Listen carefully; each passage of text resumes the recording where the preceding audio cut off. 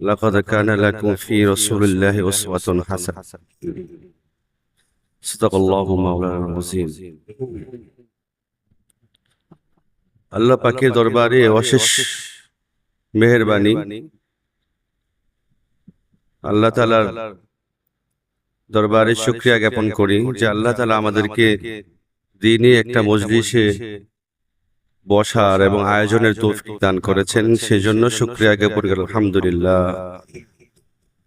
আল্লাহ তাআলা আমাদেরকে আজকে আলে হাসান ফাউন্ডেশন কর্তৃক আয়োজিত সিরাতুন নবী সাল্লাল্লাহু আলাইহি সাল্লাম কুইজ প্রতিযোগিতার পুরস্কার বিতরণ অনুষ্ঠানের সম্মানিত সভাপতি সাহেব, অত্র মাদ্রাসার প্রতিষ্ঠাতা মুতাল্লি আলহাজ হযরত মাওলানা আলাউদ্দিন সাহেব, উপস্থিত আছেন আমাদের অত্র এলাকার বিজ্ঞ উলামায়ে কেরাম হযরতগণ।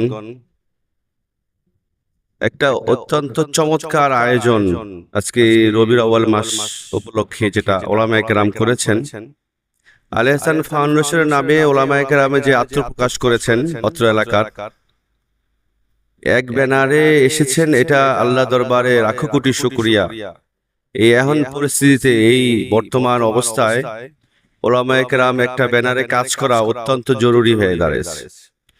তো আলে হাসান ফাউন্ডেশনের দায়িত্বশীলদের কাছে উদারত আহ্বান থাকবো, আপনারা যেরকম এক হয়েছেন এলাকার ধর্মপ্রাণ যুবক ভাইদের নিয়েই সামনে ইনশাআল্লাহ এই প্রতিষ্ঠানের পক্ষ থেকে সেবামূলক কাজ করবেন।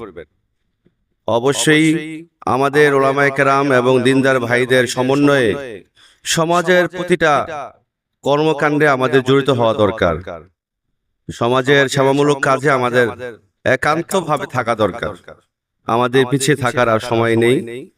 আমরা যেরকম ভাবে ধর্মীয় কাজগুলো করি, সমাজ সেবার কাজগুলো আমাদের করতে হবে। এটা ধর্মের একটা অংশ মনে করতে হবে। আর আমাদের ঐক্যের কোনো বিকল্প নাই। আমরা আজকে ওলামা তোলাবা যুব সমাজ সকলকে নিয়ে ঐক্য প্রকাশ করতে হবে।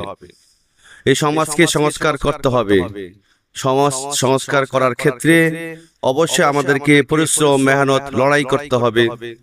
সেই লড়াইয়ে আমাদেরকে জিততে হবে, হারা যাবে না।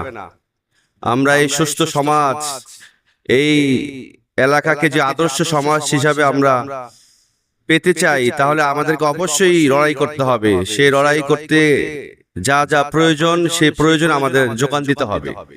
তো আমরা পারবো তো ইনশাআল্লাহ। আমরা আগামী দিনের ভবিষ্যতের দিকে চিন্তা করে এই সমাজকে সংস্কারমূলক কাজে আমরা জড়িত হব ইনশাআল্লাহ। 2 নম্বর, আজকে আলে হাসান ফাউন্ডেশনের যে কর্তৃক আয়োজিত যে কুইজ প্রতিযোগিতা, এটা আসলে তোমাদের সুপ্ত প্রতিভার বিকাশ ঘটানো এই উদ্দেশ্যেই। তোমাদের মধ্যে যে প্রতিভা আছে, ওই প্রতিভা যে বিকশিত হয়, তোমাদের এই প্রতিভা বিকশিত হলে তোমরা সমাজের মাঝখানে দ্বীন ও ধর্মের কাজ করতে পারবা, সমাজের জনগণের পাশে দাঁড়াতে পারবা। এই প্রতিভা বিকাশের লক্ষ্যে আজকের আয়োজন।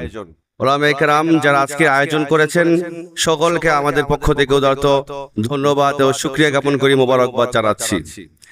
আর সময় খুব সংক্ষিপ্ত, আর আজকে আলোচনা নাই। উলামায়ে কেরাম ধীরে ধীরে তোমাদের আলোচনা শুনিয়েছেন, সামনেও শোনাবেন। আমরা অবশ্যই সিরাতুন নবী সাল্লাল্লাহু আলাইহি ওয়াসাল্লামের উপরে জীবন যাপন করব। সিরাত একটা পালনীয় বিষয়, আর মিলাদ তো একটা স্মরণীয় করণীয়। এখানে কিছু নেই, মিলাদ শুধু একটা জানার বিষয় আছে মাত্র। কিন্তু রাসূলের সিরাত, জীবন আদর্শকে মেনে নেওয়াই সিরাতুন নবী সাল্লাল্লাহু আলাইহি ওয়াসাল্লামের উদ্দেশ্য। তো আমাদের ব্যক্তি জীবনে, আমাদের কর্মজীবনে, আমাদের সামাজিক জীবনে যে আমাদের মাঝে সিরাতুন নবী সাল্লাল্লাহু আলাইহি ওয়াসাল্লাম প্রতিষ্ঠা হয়, সেই লক্ষ্যে আমরা কাজ করব। আল্লাহ পাক সকলকে তৌফিক দান করেন।